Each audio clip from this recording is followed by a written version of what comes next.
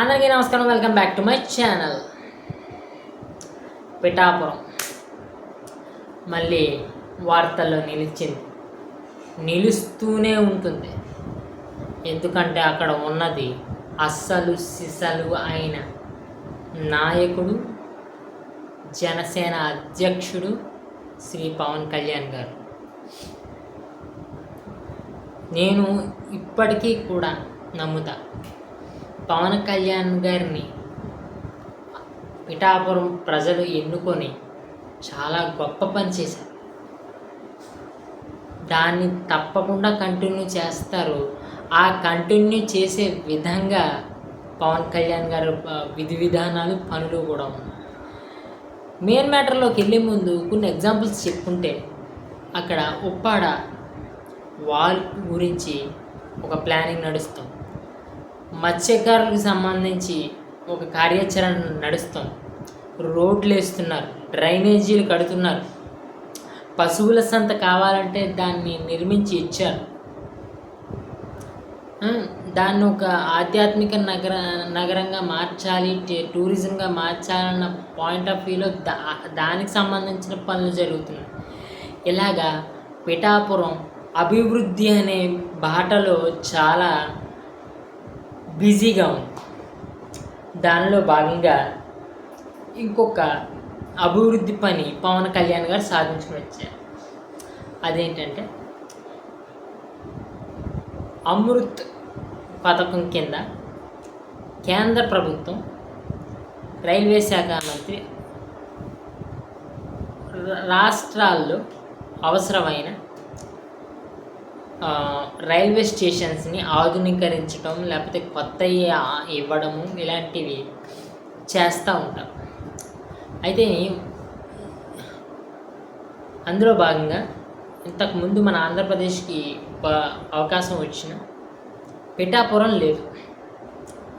అయితే మన YCP Paytm batch గాళ్ళు ఏమంటారంటే, ఇది దేశవ్యాప్తంగా ఉన్న పథకం ఇస్తున్నారు, అందులో ఇది వచ్చింది, దాంట్లో పవన్ కళ్యాణ్ ఘనత ఏమిటి, ఏం సాధించి వచ్చాడు అని. పిఠాపురాన్ని ఒక గొప్ప రైల్వే స్టేషన్ తీర్చిదిద్దడం కోసం అని చెప్పి జనవరి నెలలోనే పవన్ కళ్యాణ్ గారు ఢిల్లీ వెళ్ళి అక్కడ రైల్వే శాఖ మంత్రి గారిని కలిసి ఇలా పిఠాపురం విషయం కూడా చెబితే వారు సానుకూలంగా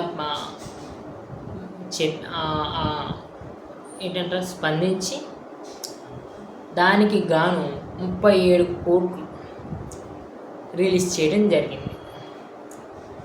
దీనిలోని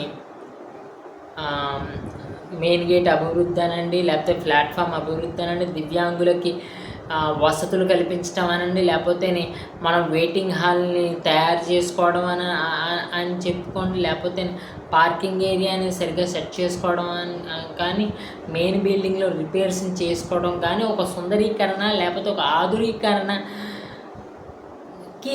ఈ పిఠాపురం రైల్వే స్టేషన్ని పెట్టారు. నేను చెబుతున్నాను, మనం యాక్చువల్గానే రైల్వే స్టేషన్స్లో మనం రైలు మీద ప్రయాణించినప్పుడు కొన్ని ముఖ్యమైన నగరాలు ఉంటాయి. రాజమండ్రి, విజయవాడ, విశాఖపట్నం, లేకపోతే గుంటూరు, ఇలాంటి ముఖ్యమైన ప్రాంతాల్లోని సర్వీసులు ఎక్కువగా ఉంటాయి. ఆ సుందరీకరణ కూడా ఎక్కువ ఉంటుంది. అలాగే ట్రైన్స్ కూడా ఎక్కువ ఆగుతూ ఉంటాయి.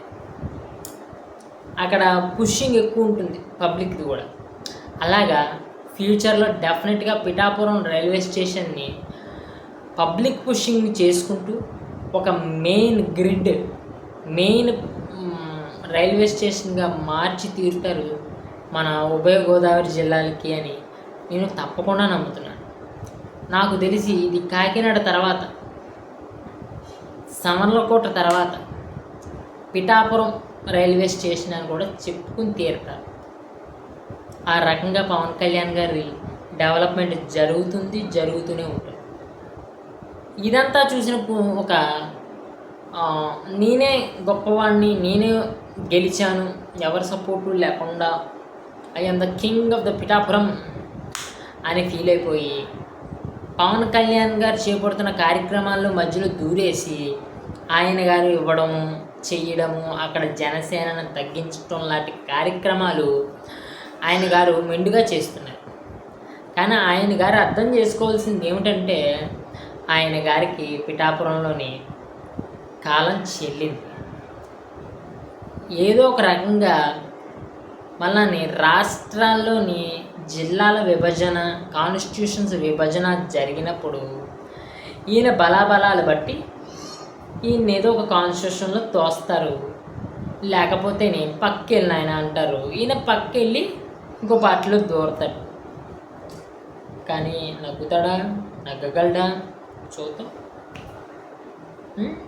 ఇలాంటి అడ్డంకులు జనసేనకి సంబంధించిన నగ్గిన 21 ఎమ్మెల్యేల జిల్లాల్లో కూడా కనబడుతున్నాయి. అందులో కొన్ని ఎగ్జాంపుల్స్ కూడా బయటపడ్డాయి. దాని మీద మనం వీడియో తప్పకుండా చేసుకుందాం. అందులో ఒక వీడియో మీ ముందు పెడతాను. తప్పకుండా నా వీడియోస్ని ఆదరించి లైక్ చేసి షేర్ చేసి సబ్స్క్రైబ్ చేసుకోండి.